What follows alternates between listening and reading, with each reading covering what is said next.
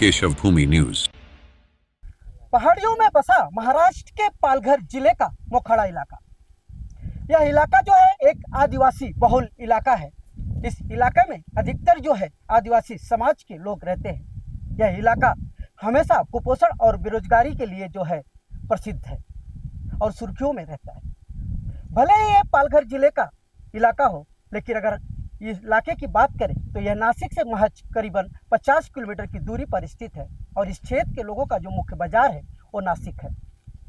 इस क्षेत्र के लोग रोजी रोटी के तलाश में पालघर जिले के साथ साथ अधिकतर जो है नासिक पर निर्भर रहते हैं और 4 महीने की खेती के बाद जो है रोजगारी की तलाश में वो जगह जगह भटकने को मजबूर हो जाते हैं। लेकिन इनके लिए निसर्ग ने एक जो है कैश बैंक दिया है, जिसे बगर की खेती कहते हैं। और अगर हम बगर की बात करें तो इसे उपवास का चावल भी कहा जाता है। और ये खेती जो है पूरी तरह से निसर्ग देती है और पहाड़ियों की ढलान पर जो है ये खेती होती है और इसकी कीमत जो है बाजार में 43 रुपये से 50 रुपये किलो बिकता है।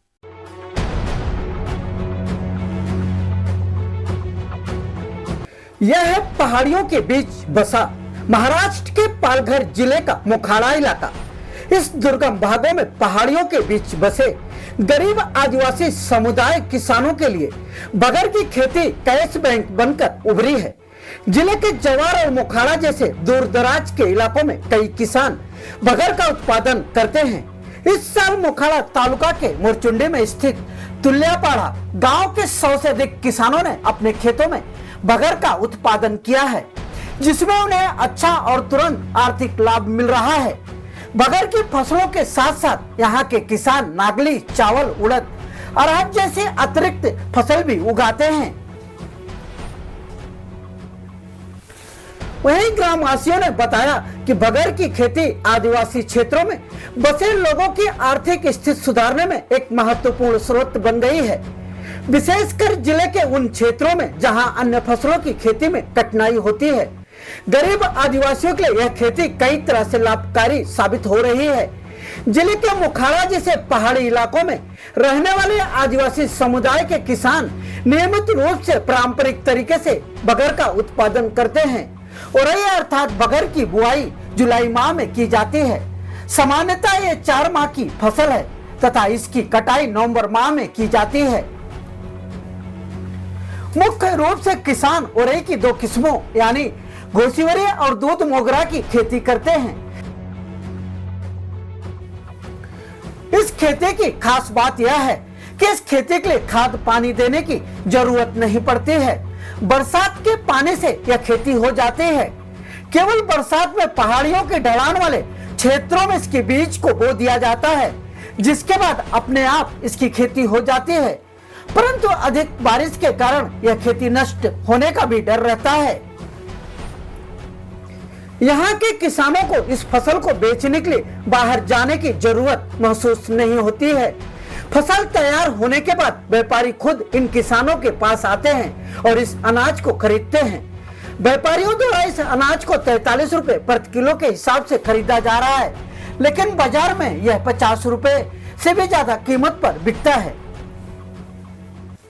यहाँ के किसानों का कहना है कि जिस साल किसी के घर शादी समारोह होने वाला होता है तो किसान अपने खेतों में बड़े पैमाने पर बगर की खेती करते हैं ताकि इस फसल में उन्हें अच्छी आमदनी हो सके। इसलिए यहाँ के किसान इस फसल को नकदी फसल भी कहते हैं। अगर हम बगर की बात करें तो बगर एक प्रकार का अनाज है जो उपवास के दौरान खाने के लिए उपयुक्त माना जाता है, जिसे बर्नयार्ड मिलेन के नाम से भी जाना जाता है। बताया जाता है कि यह ग्लूटेन फ्री होता है और इसमें पोषक तत्वों की भरपूर मात्रा होती है। इसमें उच्च फाइबर होता है जो पाचन को बेहतर बनाने में मदद करता है। यह शरीर को आवश्यक प्रोटीन प्रदान करता है। इसका ग्लाइसेमिक इंडेक्स कम होता है, जिससे यह रक्त शर्करा के स्तर को नियंत्रित रखने में मदद करता है। इसमें आयरन, मैग्नीशियम और फास्फोरस जैसे महत्वपूर्ण खनिज पाए जाते हैं। उपवास के दौरान बगर का उपयोग अक्सर खिचड़ी, पुलाव, उपमा और लड्डू जैसी विभिन्न व्यंजनों में किया जाता है, जिससे यह उपवास के समय एक आदर्श भोजन बन जाता है।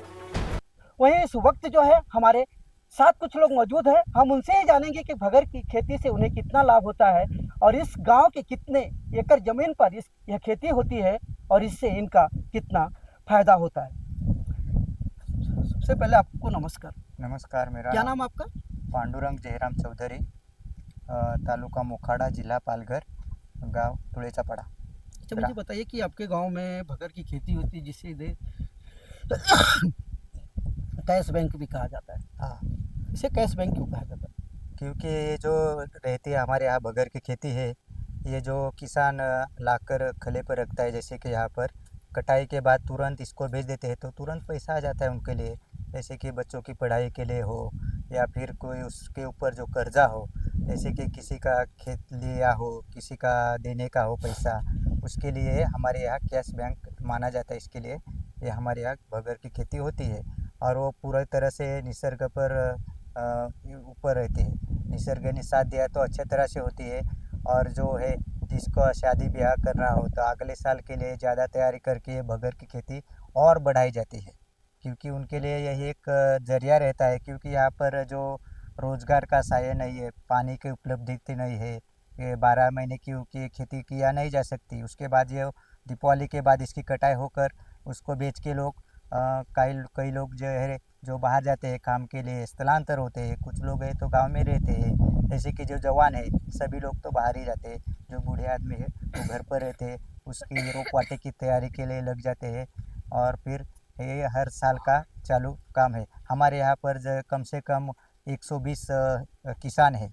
उनके पास कोई कोई किसान जो है 1 एकड़ लगाता है, कोई आधा एकड़ लगाता है, जैसी भूमि हो वैसा ये लगा देते हैं।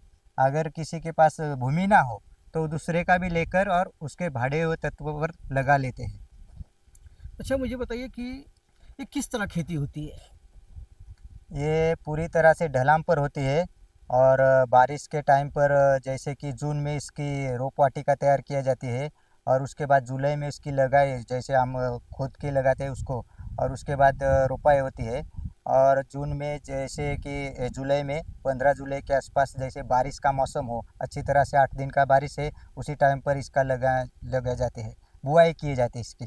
जो ये खेती है पूरी तरह से जानवर के ऊपर निर्भर है, जैसे कि बारिश के ऊपर है, और पूर्ण तरह से सेंद्रीय खेती है और पूरी तरह से ऑर्गेनिक है। किसी प्रकार का इसके ऊपर फर्टिलाइज़र नहीं डाला जाता है, कोई कीटाई दवाई नहीं छिड़काई जाती है और ये पूरी तरह से ऑर्गेनिक है, इसलिए बगर को ज़्यादातर मांगनी है। जैसे कि अभी इधर तैयार हो गई, तुरंत लेके भेज दिया, तुरंत पैसा आ जाता है। ऐसा कोई दूसरा पिक है जैसे चावल है हमारे पास तो उसको कोई लेता नहीं है, ऐसा बोलते हैं कि ये चूर जाते हैं, क्योंकि ऐसा होता है ऐसा। अच्छा, मुझे बताइए कि ये भगर की जो फसल होती है उसे बेचने के लिए आपको बाजार कौन सा नज़दीक कहाँ जाते हैं? हमारे यहाँ तो व्यापारी गांव में भी आते हैं और मोखाड़ा में जो व्यापारी है वो भी लेते हैं, त्र्यंबकेश्वर में है और घोटी में भी है। जैसे कि हमारे पास अगर 500 केजी है, 100 केजी है, उसी हिसाब से हम बेचते हैं। अगर हमारे पास ज़्यादा हो गई तो हम हमारे जैसे पिकअप का लोड हो गया तो हम इधर इगतपुरी में ज़्यादा इसका मार्केट मिलता है तो उधर भी लेकर बेच देते हैं ये। अच्छा, भगर की खेती के साथ साथ आप लोग दूसरी भी खेती कुछ करते हैं यहाँ पे? और नाचनी करते हैं, उड़ीद करते हैं उसमें से, और ज्वार करते हैं, जो हमारे यहाँ बोलते हैं 7 फुट की वो ज्वार होती है वो करते हैं, और कुलीद बोलते हैं। और यहाँ पर चावल की भी खेती होती है, तो कम परिमाण पर, ज़्यादा से ज़्यादा भगर और नाचनी है दो मुख्य पीक है हमारे यहाँ।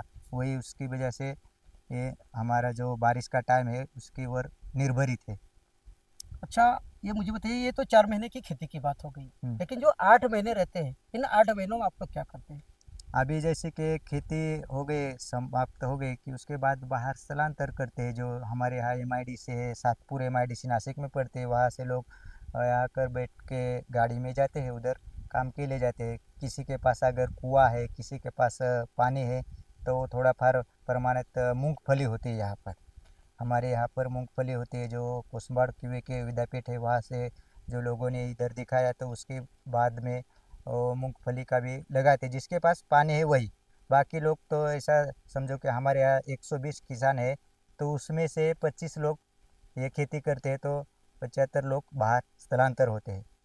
अच्छा, मुझे दूसरे बताइए कि ये मोखाड़ा का जो गांव है उसका क्या नाम है और इसकी लोक संख्या की बात करें तो गांव में कितनी लोक संख्या है, कुछ पता है आपको?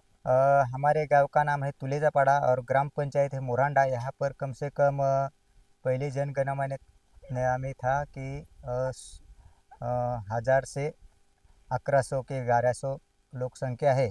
अभी तो बढ़ गई है, लेकिन कोई उसके आइडिया नहीं है मेरे पास। लेकिन सब लोग खेती ही करते हैं यहाँ पर।